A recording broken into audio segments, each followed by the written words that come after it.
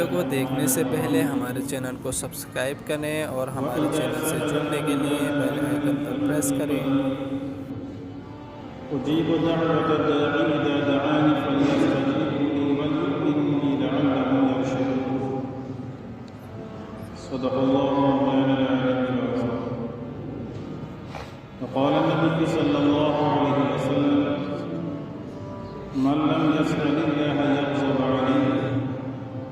أو كما قال عليه الصلاة والسلام.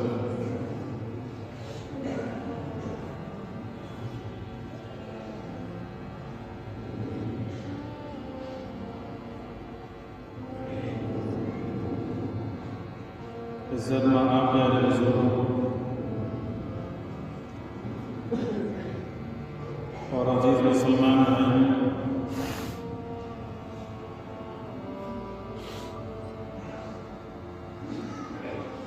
قرآن مقدس کے اندر اللہ رب العزت کا صریح طور پر ارشاد ہے: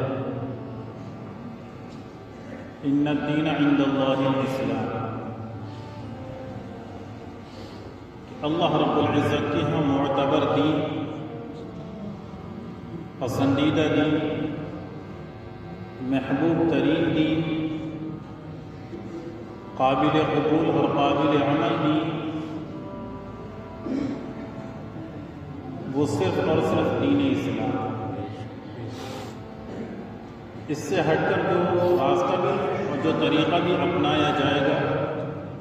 وہ اللہ رب العزت کے ہاں قابل قبول نہیں ہے. وَمَنْ يَبْتَغِ غَيْرَ الْإِسْلَامِ دِينًا فَلَنْ يُقْبَلَ مِنْهُ وَهُوَ فِي الْآخِرَةِ مِنَ الْخَاسِرِينَ. کہ جو شخص بھی دین اسلام کو چھوڑ کر کوئی اور راستہ اپنائے گا، کوئی دوسرا طریقہ ڈھونڈے گا، فَلَنْ يُقْبَلَ مِنْهُ، اللہ رب العزت کی جانب سے اس کا کوئی بھی عمل قبول ہرگز نہیں کیا گیا، اور قیامت والے دن، آخرت کے دن کو انتہائی نقصان اٹھانے والا. اور دین اسلام یہ صرف اخروی اعتبار سے ہی پسندیدہ دین نہیں ہے. ایسا نہیں ہے کہ اللہ رب العزت نے اس دین کے اندر صرف اخروی اعتبار سے کامیابی رکھی، بلکہ دنیاوی زندگی کے اندر بھی انسانوں کو آگے بڑھنے کے طریقے، انسانوں کو زندگی گزارنے کے سلیقے، یہ سب اللہ رب العزت نے اسی دین اسلام کے اندر پوشیدہ ہے. اس لیے بار بار آپ سے جو یہ بات کہی جاتی ہے کہ دین اسلام یہ دین فطرت ہے، دین اسلام یہ دین فطرت ہے، انسان کی فطرت کے عین مطابق اس دین کو اللہ رب العزت نے بنایا. یعنی آسان لینگویج میں ہم اسے یوں کہہ سکتے ہیں کہ انسان کی فطرت یا انسان کا جسم جس چیز کو قبول کرتا ہے، اللہ رب العزت نے اس دین کے اندر انہی چیزوں کو جائز قرار دیا. ورنہ دیگر تہذیب کے اندر، دیگر اقوام اور ملل کے اندر، دوسرے ادیان کے اندر آپ کو علت اور حرمت کے اتنے زیادہ مسائل نظر نہیں آئیں. یہ صرف اسلام کا خاصہ ہے کہ اللہ رب العزت نے اس میں علت اور حرمت کے بے شمار مسائل بیان کیے، خواہ وہ رشتے ناطے تعلق کے اعتبار سے ہو یا محرمات کی نسبت پر ہو، انسان کی غذائی نظام کے اعتبار سے ہو، یا اور کاروبار، تجارت، زراعت، حرفت، صنعت، اس سے متعلق ہو. اللہ رب العزت کی جانب سے قرآن مقدس کے اندر اور پھر رسول اللہ صلی اللہ علیہ وسلم کی صراحت زبانی اسے بیان کرتی ہے کہ شریعت کے اندر علت اور حرمت کا دار و مدار انتہائی اہم ہے. آپ کے سامنے یہ تمہید اس معنی پر پیش کی گئی کہ اس وقت دنیا کی عظیم سلطنت اور بڑی طاقتور ممالک کے اندر ایک ملک چین کا بھی شمار ہوتا ہے، جہاں ہم خبروں کے ذریعے سے، اخبارات اور وسائل کے ذریعے سے یہ سن رہے ہیں کہ کس تیزی کے ساتھ وہاں پر ایک وائرس پھیل رہا ہے جس کی وجہ سے ہزارہ افراد لقمہ اجل کے شکار ہو چکے ہیں. تحریر کردہ افراد تو یہاں تک بتا رہے ہیں کہ 50,000 سے زیادہ افراد وہاں پر اس وقت موت کا شکار ہو چکے ہیں. اور اب بھی ایک بڑی تعداد ایسی ہے جو اس مہلک مرض کے اندر مبتلا ہے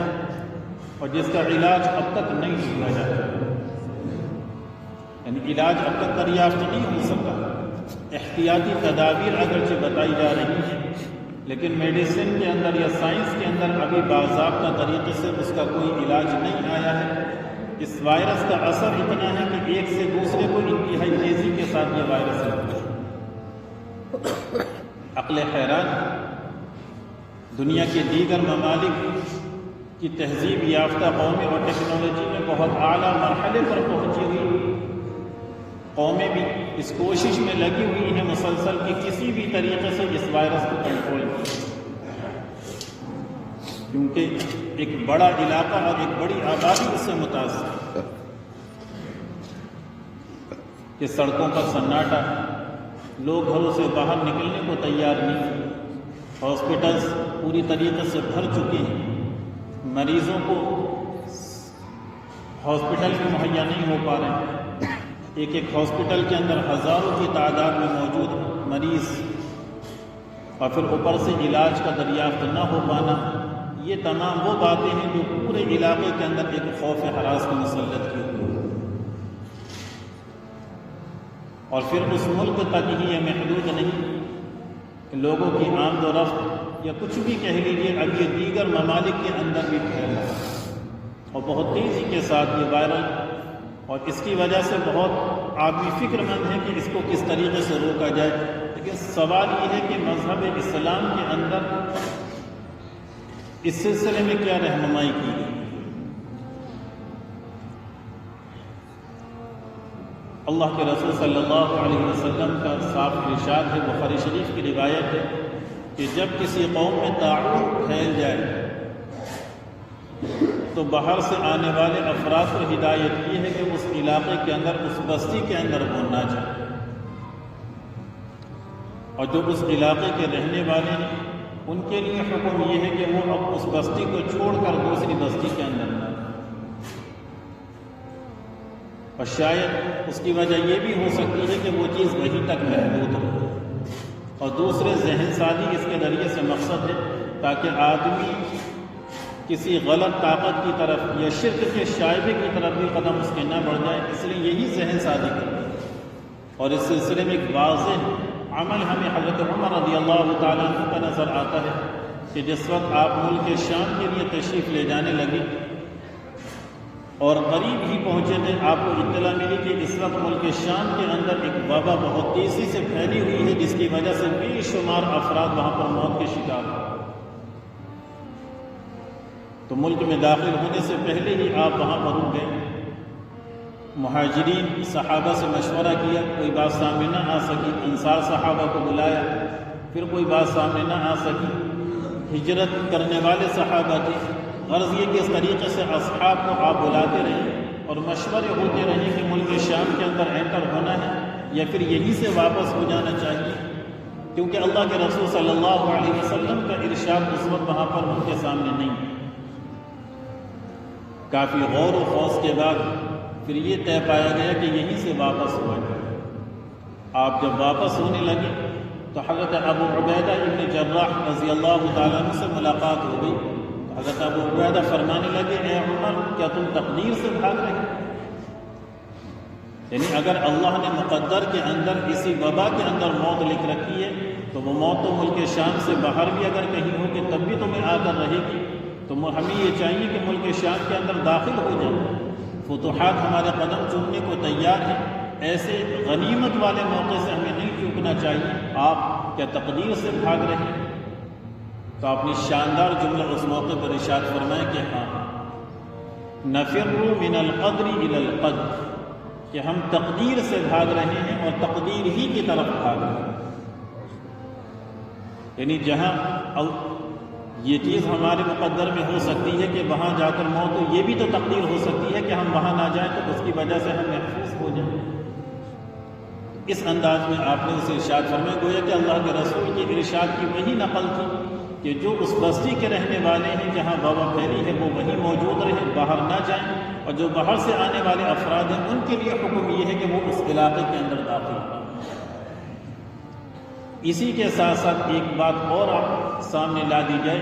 کہ یہ طاعون کی شکل میں ہو یا کسی بھی بیماری کی شکل میں کوئی وبا اگر مسلط ہوتی ہے تو وہ مسلمانوں کے لیے وبا نہیں ہو، یہ تو اہل کفر کے لیے ہے وبا، مسلمانوں کے لیے تو اللہ کے رسول صلی اللہ علیہ وسلم کا ارشاد ہے کہ جو شخص طاعون کی وبا کے اندر، اور علماء تفسیر علماء حدیث نے اس کی وضاحت کی ہے کہ اس کے ذیل کے اندر اور بھی بیماریاں شامل ہیں، یعنی ایسی بیماری جو تیزی کے ساتھ سرایت کرتی ہو، پھیلتی ہو، عام ہو جاتی ہو،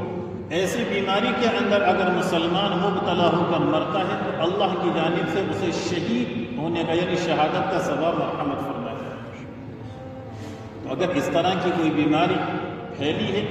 اور اس علاقے کے اندر کوئی مسلمان ہے، انہیں حکم یہ ہے کہ وہ اس علاقے کے اندر ہی، اگر وہ اس مہلک بیماری کا شکار ہو کر وفات پا جاتے ہیں تو اللہ کی جانب سے شہید ہونے کا درجہ انہیں عنایت فرمایا۔ تو یہ وبا مسلمانوں کے لیے وبا نہیں، غیر مسلموں کے لیے یہ اگرچہ وبا ہو سکتی ہے۔ اور تیسری جو سب سے اہم ترین بات ہے جو ہم سب کو مد نظر رکھنی ہے وہ یہ کہ اللہ رب العزت کی جہاں یہ تمام مصلحتیں ہیں، یہ تمام خلاصے ہیں، وہیں اللہ کی جانب سے حدیث قدسی کے اندر یہ بھی فرمایا گیا ہے کہ جب کسی قوم کے اندر بے حیائی عام ہو جاتی ہے تو اللہ رب العزت اس قوم کے اندر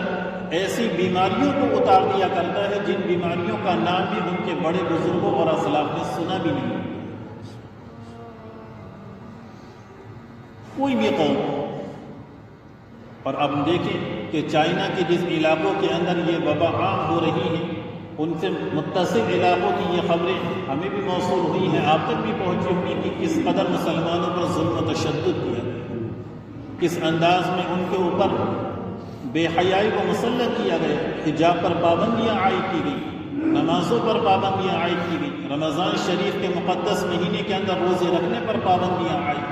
قرآن مقدس کی تلاوت انہیں نہیں کرنے دی جاتی، مساجد کے اندر مجتمع ہونا ان کے لیے مشکل ترین بنا دیا گیا، کسی بھی اعتبار سے وہ اپنے مذہب پر عمل کر سکے اس چیز کو اتنا زیادہ تشدد سے روکا گیا ہے، جہاں غور مسلمان وہاں کی ایک بڑی تعداد میں باشندے ہیں جو یہ چاہتے ہیں کہ ہم مذہب اسلام پر عمل پیرا ہوں، لیکن طاقت کے نشے میں چونکہ اس حکومت نے ان مسلمانوں کے اوپر عرصہ حیات تنگ کر دیا، حتیٰ کہ انہیں یہاں تک مجبور کیا جا رہا ہے کہ وہ اپنی کھانے اور طعام کے اندر بھی ان چیزوں کو شامل کریں جنہیں مذہب اسلام نے صریح طور پر حرام قرار دیا ہے۔ وہ چاہتے ہیں اس سے بچنا، لیکن انہیں بچنا مشکل ہوتا چلا جاتا ہے۔ غرض یہ کہ بے حیائی کے ہر کام کو اس قوم کے اندر عام کرنے کی کوشش کی گئی، لیکن وہ بھی اللہ کی عجیب جیالت ہے کہ جنہوں نے اتنے تشدد کے باوجود، اتنے سخت اذیت مرحلے کے باوجود نہ صرف یہ کہ آج تک اپنے ایمان کو باقی رکھا ہے، بلکہ اللہ کے رسول صلی اللہ علیہ وسلم کی سنتوں کو پر بھی آج وہ ایسے ہی عمل پیرا ہے۔ ان کا لباس، ان کا اٹھنا بیٹھنا، ان کا چلنا پھرنا، ان کے مکانات، ان کی مسجدیں، یہ تمام آپ کو ایسے ہی انداز میں نظر آئیں گے جس زمانے کے اندر اللہ کے رسول صلی اللہ علیہ وسلم کا زمانہ تھا۔ غرض یہ کہ انہوں نے سنت کو اسی انداز میں باقی رکھنے کی بھرپور اور انتہا درجے کی کوشش کی، لیکن ظالم حکومت نے یہ چاہا کہ ہم ان کی باحیا عورتوں کے اوپر جو لباس ہے اس لباس کو اتار دیا جائے، جو حجاب ہے اس حجاب کو چھین لیا جائے، جو پردہ ہے اس پردے کو ختم کر دیا جائے، جو حیا کی چادر ہے اس حیا کی چادر کو چاک کر دیا جائے۔ نتیجہ اللہ رب العزت نے اس قوم پر یہ مسلط کر دیا ہے کہ ایسی بیماری اس قوم کے اوپر آئی کہ ہزارہ افراد کہ شاید مسلمان اگر یہ چاہتے کہ ہم بدلے میں اتنے ہزار افراد کو قتل کر دیں تو وہ سب مجتمع ہو کر بھی اتنے کافروں کو قتل نہیں کر سکتے۔ وَلَن تَجِدَ لِسُنَّتِ اللَّهِ تَبْدِيلًا، اسے اللہ نے فرمایا ہے کہ اللہ کی سنت کے اندر ہرگز کوئی تبدیلی پیدا نہیں ہو سکتی۔ نظام کائنات اپنی جگہ ہے، برقرار ہے۔ بے حیائی جس قوم کے اندر عام ہوگی اس کی وجہ سے اس طرح کے امراض ہمارے سامنے ہیں۔ ایڈز کی بیماری جو شاید ہمارے بزرگوں کے سامنے تصور تک نہیں تھا، آج لاکھوں کی تعداد میں افراد اس کے شکار ہیں۔ خاص طریقے سے افریقی ممالک، یورپی ممالک اتنی زیادہ تعداد میں اس کے مریض ہیں وہاں پر کہ باضابطہ اس کی وجہ سے ایک دن بھی رکھ دیا گیا ہے جو اسی نسبت پر منایا جائے۔ غالباً 1 دسمبر کا دن، اور آج ہمارے ہاں بھی اس طرح کی اگر وبائیں عام ہو رہی ہیں، یا ہم دیکھتے ہیں کہ سال 2 سال کے اندر عجیب طرح کے بخار آتے ہیں اور بھی نامعلوم کیسی کیسی بیماریاں آتی ہیں، بظاہر ان کا کوئی علاج ہمیں نظر نہیں آتا، صرف احتیاطی تدابیر بتا دی جاتی ہیں، ان سب کا نتیجہ یہی ہوتا ہے کہ بے حیائی ہماری قوم کے اندر جب عام ہوتی ہے تو اللہ کی جانب سے اس طرح کی پکڑے آیا ہے۔ کوئی الگ بات ہے کہ ہم اسے نہ نظر انداز کریں، جو ہمیں متوجہ کرنے والے افراد ہیں ان پر انگلیاں اٹھانا شروع کر دیں، جو ہمارا بھلا چاہتے ہیں، جو ہمارے خیر خواہ ہیں، اور جو ہمیں اس طرف چاہتے ہیں کہ ان کا آپ کا رخ موڑ دیا جائے اور دین اسلام کی طرف لایا جائے، حیا اور پاک دامنی کی طرف لایا جائے، ان کی باتیں ہمارے لیے نشتر ثابت ہو رہی ہیں، لیکن صحیح بات وہی ہے جو اللہ نے فرما دی، اللہ کے رسول نے ارشاد فرما دی، اور اسی کی طرف قوم کو لانے کی کوششیں کی جائیں۔ ہمارے بڑے کرتے رہے ہیں اور یہ کوششیں جاری رہیں گی، کسی کو اچھا لگتا ہے ٹھیک ہے، کسی کو برا لگتا ہے تو وہ اپنی جگہ۔ قل من حرم زینة اللہ التي اخرج لعباده والطیبات من الرزق ان اللہ یأمر بالفحشاء والمنکر والبغی ینہی عن الفحشاء والمنکر والبغی۔ غرض یہ کہ قرآن مقدس کی ان تمام آیتوں کے ذریعے سے اللہ نے بے حیائی سے روکنے کی کوشش کی، اسی لیے تو حکم دیا گیا وَلَا يَضْرِبْنَ بِأَرْجُلِهِنَّ، کہ عورتوں کو اس بات کی بھی اجازت نہیں ہے کہ اپنے قدموں کو اتنی زور سے مار کر چلیں کہ پیروں کے اندر جو پازے پہن رکھی ہیں اس کی آواز کسی مرد کے کانوں میں پہنچے،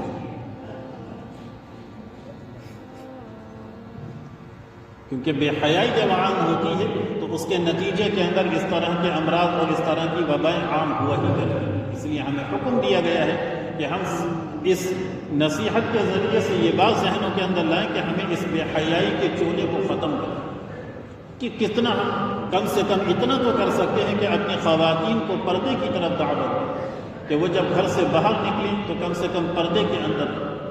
اپنے گھروں کے اندر اس طرح کا ماحول بنایا جائے کہ جو ہمارے اعزا قریبی رشتہ دار ہیں کہ ان سے باضابطہ پردہ نہیں ہو سکتا تو کم سے کم جو یہ ٹھٹے والی مجلسیں لگتی ہیں،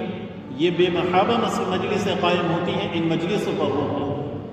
ماموزاد بھائیوں چاہے چچازاد خالازاد پھوپھیزاد کیسا بھی قریبی اس طرح کا رشتہ دار ہو جو غیر محرم کے حکم میں آتا ہے، چاہے اسے برا لگے، اچھے مہذب انداز میں یہ کہہ دیا جائے جب گھر کے اندر داخل ہو تو داخل ہونے سے پہلے اجازت لیں، چاہے وہ اجازت صراحت کے ساتھ ہو یا پھر اشارتاً ہو کہ کھانس دیا جائے یا پھر تیزی سے سلام کر دیا جائے یا تیز قدموں کے اندر داخل ہوا جائے، یعنی ایک نشاندہی ہو جائے کہ آپ گھر کے اندر داخل ہو۔ اللہ کے رسول نے تو یہاں تک حکم فرمایا کہ بیٹا اس گھر کے اندر داخل ہو رہا ہے جس میں صرف ماں اور بیٹا رہتے ہیں، وہاں بھی حکم بیٹے کے لیے یہ ہے جب گھر کے اندر داخل ہو اس طرح کا اشارہ کر دے جس سے والدہ کو اندازہ ہو جائے کہ بیٹا گھر کے اندر داخل ہو۔ جب حقیقی بیٹے کے لیے یہ حکم دیا جا رہا ہے تو پھر جو دیگر رشتہ داریاں ہیں ان کے لیے یہ حکم کیسے نہیں؟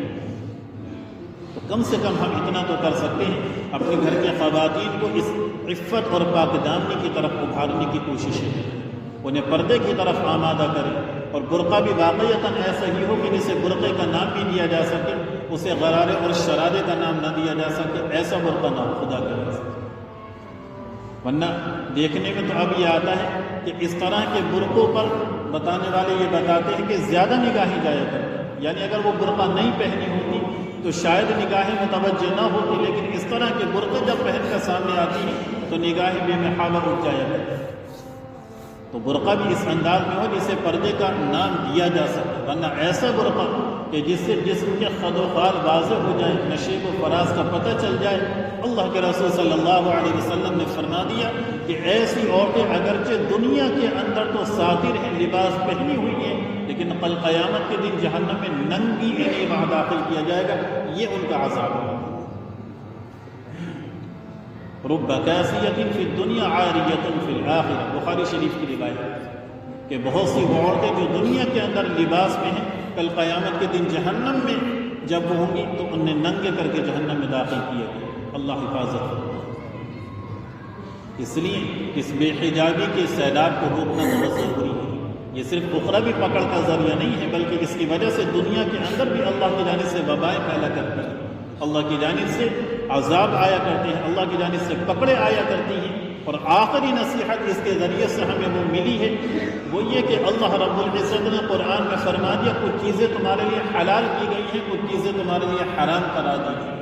جو چیزیں حلال ہیں ان کا استعمال کرو، جن چیزوں کو حرام قرار دیا ہے ان سے تمہیں اپنے آپ کو ہر ممکن حد تک بچانا، کیونکہ اس وبا کے پھیلنے کی وجہ یہ بتائی جا رہی ہے کہ وہاں پر کوئی کہہ رہا چمگادڑ کا سوپ استعمال ہوگا، کوئی کہتا ہے کہ وہاں پر کتوں کی مارکیٹ کی جس جگہ سے یہ وبا پھیلی ہے اور اس کا گوشت وہ لوگ استعمال کیا کرتے ہیں، کوئی کہہ رہا کہ سانپ کو استعمال کیا کرتے ہیں۔ غرض یہ کہ کچھ بھی ہو وجہ، اور یہ سب بھی وجوہات اس کی ہو سکتی ہیں، تو اس سے اندازہ یہ ہوا کہ اللہ رب العزت نے جو فرمایا کہ پسندیدہ دین یہ صرف دین اسلام ہے، کہ اس کے اندر اللہ نے ہمارے لیے وہ چیزیں حلال قرار دی ہیں جو ہمیں فائدہ پہنچانے والی ہیں، جو چیزیں ہمیں نقصان پہنچانے والی ہیں اللہ نے اس کو انہیں حرام قرار دیا، کہ جن چیزوں کا گوشت ہمارے لیے فائدہ مند اور مفید ہے اللہ نے ان جانوروں کو، ان پرندوں کو حلال قرار دیا، ان اشیاء کو حلال قرار دیا۔ جو چیزیں ہمارے لیے نقصان دہ ہیں انہیں اللہ نے ہمارے اوپر حرام قرار دے دیا کہ ان کے استعمال کی اجازت نہیں۔ اللہ کے نظام کی اس سے بڑھ کر کیا دلیل ہوگی کہ جب اللہ کے رسول صلی اللہ علیہ وسلم، ایک واقعہ ہے تفصیل اس کی طرف نہیں جانا، صرف ایک موقع پر آپ نے اپنے اوپر شہد کو حرام قرار دے دیا تھا کہ آج کے بعد میں شہد استعمال نہیں کروں، تو اللہ کی جانب سے وحی آ گئی، سورہ تحریم پوری آیت اسی نام پر ہے، یا ایھا النبی لما تحرم ما احل اللہ لک، اے نبی جس چیز کو اللہ نے آپ کے لیے حلال قرار دیا ہے آپ اسے حرام نہیں قرار دے سکتے۔ شہد حلال قرار دیا گیا ہے لہذا یہ حلال ہی رہے، تبتغی مرضات ازواجک واللہ غفور رحیم۔ سورہ تحریم بالکل ابتدائی آیت ہے کہ اے نبی آپ اس چیز کو کیوں اپنے لیے حرام قرار دیتے ہیں جسے اللہ نے آپ کے لیے حلال قرار دیا۔ چنانچہ آپ نے کفارہ ادا فرمایا اور پھر شہد کو استعمال کرنا شروع کر دیا۔ کوئی تفصیلی واقعہ ہے کہ اس مصلحت کے تحت آپ نے اس موقع پر یہ قسم اٹھائی تھی، لیکن آپ نے قسم کا کفارہ ادا کیا اور پھر شہد کو استعمال کرنا شروع کیا۔ اللہ کی نگاہ میں اللہ کے محسوب سے زیادہ کون پسندیدہ ہو سکتا ہے جب آپ کو یہ نصیحتیں دی جا رہی ہیں کہ جس چیز کو ہم نے حلال قرار دیا ہے وہ حلال ہے، اسے استعمال کیجیے، اور جس چیز کو حرام قرار دیا گیا ہے اسے استعمال نہیں کرنا ہے۔ تو میرے دوستو ہماری اور آپ کی کیا جسارت ہے، کیا جرأت ہے اور کیا ہمت ہے کہ اللہ تعالیٰ نے جن چیزوں کو حرام قرار دیا ہے ہم انہیں استعمال کرنے پر آمادہ ہیں۔ غیروں کی سازشیں یہی ہیں، وہ یہی چاہتے ہیں کہ کسی بھی انداز میں آپ کے پیٹ کے اندر وہ غذا پہنچ جائے جو غذا اسلام کے اندر حرام قرار ہے۔ کیوں؟ اس لیے کہ اس طرح کی غذائیں نہ صرف یہ کہ ظاہری جسم کو نقصان پہنچاتی ہیں بلکہ اندرونی طور پر بھی ہمارے ایمان کی کمزوری کا سبب بنا کرتی ہیں، ہماری ایمان کو کمزور کیا کرتی، ایمان کو سلب کرنے کا ذریعہ ہے۔ انہوں نے یہی چاہا کہ کسی بھی طریقے سے اس طرح کی حرام اشیاء کو پیٹ میں داخل کر دیا جائے۔ اس لیے وہ طبقہ جو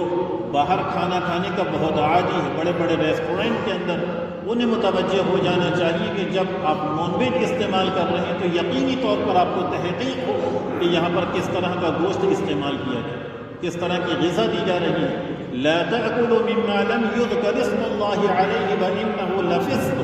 اللہ نے فرما دیا کہ جس پر اللہ کا نام نہ لیا گیا وہ ذبح کرتے وقت اس کے استعمال کی تمہیں اجازت نہیں ہے۔ وانہ لفسق، اس لیے کہ یہ تو بہت زبردست گناہ ہے، بہت بڑا فسق ہے اگر تم اس طرح کے کام کو انجام دو۔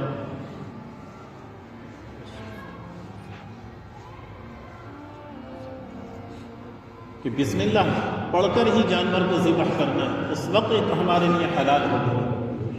گردن کی جانب سے نہیں بلکہ آگے کے حصے سے اسے ذبح کرنا ہے، پیچھے کے حصے سے کریں گے وہ جھٹکے کا شمار کیا جائے گا، وہ ہمارے لیے حلال ہے۔ اور اب تو سائنس بھی کہتی ہے کہ جس جانور کو گردن کے پچھلے حصے سے ذبح کیا جاتا ہے اس کی موت خون کے بہنے سے واقع نہیں ہوتی ہے بلکہ تکلیف کی وجہ سے اس کی موت واقع ہو جاتی ہے، اور اسی وجہ سے جس خون کے جو تیزی سے خون نکلنا چاہیے، وہ خون رگوں کے اندر جم جاتا ہے، جس کی وجہ سے وہ گوشت زہر آلود ہو جاتا ہے اور یہی بیماریوں کے پھیلنے کا سبب بنا ہے۔ اس کے بالمقابل جب 4 رگوں میں سے 3 رگیں کٹ جاتی ہیں تو تیزی سے خون نکلتا ہے۔ اب جو موت واقع ہوتی ہے وہ خون نکلنے کی وجہ سے واقع ہوتی ہے۔ تو جتنے بھی بیماریاں پھیلنے کا ذریعہ ہے وہ تمام کی تمام چیزیں جراثیم خون کے ذریعے سے باہر آ جاتے ہیں اور گوشت پاکیزہ اور طیب ہو جایا کرتا ہے۔ اب جب اسے استعمال کیا جائے گا تو وہ جسم کے اندر نقصان نہیں پہنچے گا، اور اللہ کا نام پڑھ کر جب کسی بھی چیز کی ابتدا کی جائے گی تو اللہ کی جانب سے برکتیں اتاری جائیں گی۔ اس لیے تو ہمیں ہر موقع پر حکم یہ دیا گیا، دعائیں یاد کرائی گئی کہ قدم بقدم مرحلہ در مرحلہ ہر موقع پر ہر وقت پر اللہ کی جانب سے اللہ کے رسول صلی اللہ علیہ وسلم نے ہمیں وہ دعائیں مرحمت فرمائی ہیں کہ جب ان دعاؤں کا ہم اہتمام کریں گے اس طرح کی تمام امراض سے، تمام بیماریوں سے اور ہر قسم کی مصیبتوں سے اپنے آپ کو بچائیں گے۔ بھئی کیوں حکم دیا جا رہا ہے کہ جب کھانے کی ابتدا کی جائے تو بسم اللہ وعلی برکت اللہ پڑھا جائے، کہ جب اللہ کا نام لے لیا گیا، اللہ سے برکت کی دعا کر دی گئی، تو اب یہ کھانا تمہارے لیے مضر ثابت نہیں ہوگا بلکہ فائدہ مند ثابت ہوگا۔ کھانا کھانے کے بعد الحمدللہ الذی اطعمنا وسقانا وجعلنا من المسلمین، کہ اب تمہیں اللہ کا شکر ادا کرنا ہے کہ جس اللہ نے تمہیں کھلایا ہے اور پلایا ہے۔ بیت الخلاء میں داخل ہونے سے پہلے پڑھو اللہم انی اعوذ بک من الخبث والخبائث۔ کیوں؟ اس لیے کہ ان جگہوں پر غیر مرئی مخلوق ہوتی ہے جو تمہیں نقصان اور تکلیف پہنچاتی ہے، لہذا پہلے ہی اللہ سے پناہ مانگ لو، حفاظت کے اندر آ جاؤ، اب وہ تمہیں نقصان نہیں پہنچا سکتا۔ غفرانک الحمدللہ الذی اذھب عنی الاذی وعافانی، جب باہر آ جاؤ تو اس دعا کے ذریعے سے اللہ کا شکر ادا کرو کہ جس اللہ نے ایک نجاست کو تمہارے جسم سے زائل کر کے تمہیں سکون اور آرام پہنچائے۔ صبح کے وقت جب بیدار ہو اس وقت کہا جا رہا کہ صبح کے وقت کی دعا اللہم بک اصبحنا وبک امسینا وبک نحیا وبک نموت والیک النشور، تاکہ پورے دن تمہارے اللہ رب العزت برکت عطا فرمائے۔ جب شام کا وقت ہو جائے تب اللہم بک امسینا وبک اصبحنا وبک نحیا وبک نموت والیک المصیر، یہ دعا شام کے وقت پڑھو تاکہ صبح تک تم اللہ کی حفاظت کے اندر۔ سورج نکلتے وقت اگر نگاہ پڑ جائے یا ذہن کے اندر آ جائے الحمدللہ الذی اقالنا یومنا ھذا ولم یہلکنا بذنوبنا، یہ دعا پڑھو 24 گھنٹے کے اندر، 24 گھنٹے تم اللہ کی حفاظت اور اللہ کی پناہ کرو۔ جب گھر سے باہر نکلو تو بسم اللہ توکلت علی اللہ لا حول ولا قوۃ الا باللہ، یہ پڑھ کر گھر سے باہر نکلو تاکہ اللہ رب العزت پر اعتماد کر کے نکلے ہو، اب حادثات سے تمہاری حفاظت ہو سکے۔ جب گھر کے اندر داخل ہو اللہم انی اسألک خیر المولد و خیر المخرج، بسم اللہ ولجنا و بسم اللہ خرجنا وعلی اللہ ربنا توکلنا، اس دعا کو پڑھ کر داخل ہو جس میں تم نے مانگ لیا اے اللہ گھر کے اندر داخلہ بھی خیر کے ساتھ ہو، گھر کے اندر سے نکلنا بھی خیر کے ساتھ، جب میں گھر کے اندر داخل ہوں اس وقت بھی خیر ہو اور جب میں اپنے گھر سے باہر نکلوں اس وقت بھی میرے لیے خیر ہو، اس لیے کہ میں نے گھر سے باہر قدم رکھا ہے، ان گھر والوں کو جو چھوڑا ہے تیری ذات کے اوپر اعتماد اور بھروسہ کرنا کہ جب میں گیا تو سب خیریت سے، اب جب میں گھر واپس آؤں تب سب خیریت سے۔ تو یہ تمام دعائیں اللہ کے رسول صلی اللہ علیہ وسلم نے ہمیں سکھلائیں۔ آپ نے فرمایا کہ جب کسی بیمار کے پاس جاؤ تو اگر 7 مرتبہ اس دعا کو پڑھ کر اس کے اوپر دم کر دو، اگر موت اس کے مقدر میں نہیں ہے تو اللہ رب العزت ضرور اسے شفا عطا فرمائے۔ اسأل اللہ العظیم رب العرش العظیم ان یشفی، 3 جملے ہیں چھوٹے چھوٹے کہ کسی بیمار کی عیادت کے لیے آپ گئے یا کوئی بیمار آپ کے پاس لایا گیا تو فرمائے کہ اگر موت اس کے مقدر میں ہے وہ ایک الگ مسئلہ ہے، لیکن اگر اللہ کی ذات پر مکمل اعتماد اور بھروسے کے ساتھ 7 مرتبہ ان کلمات کو کہہ کر دم کر دیا جائے تو یقیناً اللہ رب العزت اس بندے کو شفا عطا فرمائے۔ اسأل اللہ العظیم رب العرش العظیم ان یشفی، چھوٹے چھوٹے جملے ہیں، اسأل اللہ العظیم رب العرش العظیم ان یشفی۔ ایسے ہی آپ کے پاس جب کوئی بیمار لایا جاتا تو آپ اس کو دعا پڑھا کرتے، دم کیا کرتے، اللہم اذہب البأس رب الناس واشف انت الشافی لا شفاء الا شفاؤک شفاء لا یغادر سقما۔ چھوٹی سی دعا ہے، اس سے پڑھ کر دم کیا جائے تو بندہ اللہ کی حفاظت اور پناہ کے اندر ہے۔ تو یہ چند دعائیں ہیں جو اللہ کے رسول صلی اللہ علیہ وسلم نے ہمیں سکھلائی ہیں۔ ان دعاؤں کا مقصد یہی ہے کہ ہماری زندگی عافیت کے ساتھ ہو، ہم خیر کے ساتھ اس دنیا کے اندر اپنی زندگی گزاریں، امراض سے محفوظ رہیں، حادثات سے محفوظ رہیں، بیماریوں سے محفوظ رہیں، پریشانیوں سے محفوظ رہیں۔ تو لہذا یہ اس وقت جو مرحلہ ہمارے سامنے ہے اس بیماری کے شکل میں، اس میں چند نصیحتیں ہمارے سامنے یہی ہیں۔ سب سے پہلی بات تو یہ کہ اللہ کا لاکھ بار شکر ادا کریں جس اللہ نے ہمیں ایمان اور اسلام کی توفیق پر عمل کیا، کہ اتنا شاندار دین اللہ رب العزت نے بغیر کسی محنت کے، بغیر کسی جانفشانی کے، بغیر کسی قربانی کے ہمیں اللہ نے عطا فرما دیا۔ یہ اللہ کا انتہائی درجے شکر ہے کہ پوری زندگی بھی اگر سجدے میں پڑھ کر شکر ادا کیا جائے تب یہ ذرہ برابر شکر نہیں ادا ہو سکتا۔ دوسرے، دین اسلام کے احکام اور قوانین کو اپنے دلوں سے لگائیں، سینوں میں بسائیں کہ اللہ نے جن چیزوں کو حلال قرار دیا ہے انہیں حلال سمجھیں گے، مانیں گے۔ اللہ نے جن چیزوں سے منع فرمایا ہے ان سے ہم اپنے آپ کو روکیں گے۔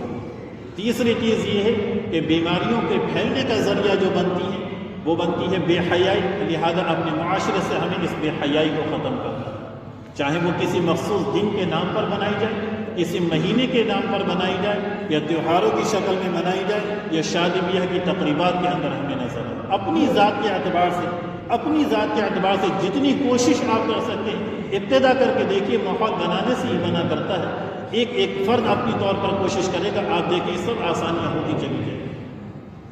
چوتھی اور آخری نصیحت ہمیں اس کے ذریعے سے یہ دی گئی ہے کہ اللہ کے رسول نے جو دعائیں ہمیں صبح کی، شام کی اور جن کاموں کی بتائی گئی ہیں، کوئی بھی دعا کی چھوٹی سی کتاب مارکیٹ سے لے لیں، 5-10 روپے کے ہدیے میں کتاب مل جایا کرتی ہے، اس کتاب سے ان دعاؤں کو یاد کریں، اور یاد کرنے کے ساتھ ایک معمول ایسا بنائیں کہ جب آپ بیت الخلاء میں داخل ہونے لگیں قدم رکھنے سے پہلے ہی وہ دعا خود بخود زبان پر، کوئی مشکل نہیں، صرف چند دن آپ کو تھوڑی زحمت کرنی ہے، ذہن بنانا ہے، پھر وہ ایسا جائے گا کہ داخل ہونے سے پہلے ذہن کہیں بھی ہوگا پھر بھی زبان کے اوپر وہ دعا آٹومیٹک طور پر جاری ہوگا۔ باہر نکلیں تب بھی مسجد میں داخل ہوں، مسجد سے نکلیں گھر میں داخل ہوں، گھر سے باہر نکلیں، چھوٹی چھوٹی جتنی بھی دعائیں ہیں ان دعاؤں کو یاد کریں۔ اللہ کے رسول سے ایک صحابی نے عرض کیا، اے اللہ کے رسول سب سے بہتر عمل کون سا ہے؟ آپ نے فرمایا کہ سب سے بہتر عمل یہ ہے کہ تمہاری زبان اللہ کے ذکر کے اندر مشغول ہو، اور مشغول رکھنے کا طریقہ یہی ہے جو ہمارے ساتھ۔ بس یہی نصیحت ہے اس موقع پر جو ہمیں دی گئی ہے۔ اور سب سے آخری بات یہ ہے کہ بیماریوں کا علاج حدیث کے اندر صدقہ اور خیرات بھی بتایا گیا ہے۔ اللہ کے رسول نے فرمایا کہ اپنے بیماروں کا علاج صدقے کے ذریعے سے، تو لہذا صدقہ کثرت کے ساتھ کریں تاکہ ان امراض اور ان بیماریوں سے